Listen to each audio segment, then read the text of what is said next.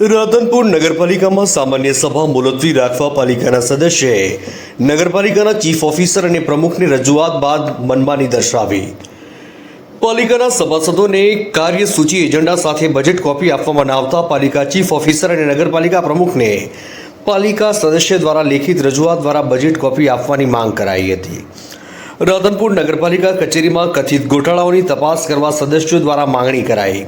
સભામાં વિડીયોગ્રાફી માટે મનાઈ કરવામાં આવી અને સભા રદ કરવા રજૂઆત કરી છતાં સામાન્ય સભા મુલતવી રાખવાને બદલે સભા યોજાઈ, જે મનમાની કરતા પાલિકાના ગોટાળા થતો હોવાનું લાગી રહ્યું છે. પાટણના રાધનપુર ખાતે નગરપાલિકામાં સામાન્ય સભા મુલતવી રાખવા પાલિકા સદસ્ય જયાબેન ઠાકોરે નગરપાલિકાના ચીફ ઓફિસર પ્રમુખને રજૂઆત કરી હતી. રાધનપુર નગરપાલિકાની પ્રથમ સભા થઈ રહેલી હોવાથી ગુજરાત નગરપાલિકા એક્ટ 1963 અધિનિયમમાં આવો ક્યાંય ઉલ્લેખ નથી કે નગરપાલિકાના સભાસદોને કાર્યસૂચિ એજન્ડા સાથે બજેટ કોપી આપવામાં ન આવે, જે બાબતે પાલિકા ચીફ ઓફિસર તેમજ નગરપાલિકા પ્રમુખ જયાબેન ઠાકોર દ્વારા લેખિત રજૂઆત દ્વારા બજેટ કોપી માંગવામાં આવી હતી. જે બજેટ કોપી પાલિકાના સદસ્યો આપેલ ન હોવાથી આ સામાન્ય સભાને માન્ય ન રાખવા બાબત કુતૂહલ સર્જાયું.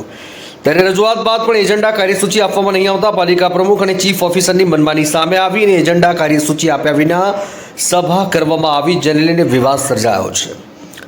પાલિકા સદસ્ય દ્વારા 7 જેટલા મુદ્દા અને રાધનપુર વાસીઓના પ્રાણ પ્રશ્નથી લઈને સામાન્ય સભામાં વિડીયોગ્રાફી કરવાનું કહેતા પ્રમુખ દ્વારા વિડીયોગ્રાફી પણ કરવાની મનમાની કરવામાં આવતા હોવાના આક્ષેપ. સભા મુલતવી રાખવા પાલિકા સદસ્ય જયાબેન ઠાકોર દ્વારા રજૂઆત કરાઈ. પાલિકાના પ્રમુખ ચીફ ઓફિસરે પોતાની મનમાની ચલાવી સામાન્ય સભા યોજી હોવાના આક્ષેપ પાલિકા સદસ્ય જયાબેન ઠાકોર દ્વારા કરવામાં આવ્યા છે. રિપોર્ટર નાથાલાલ ઠાકોર, રાધનપુર.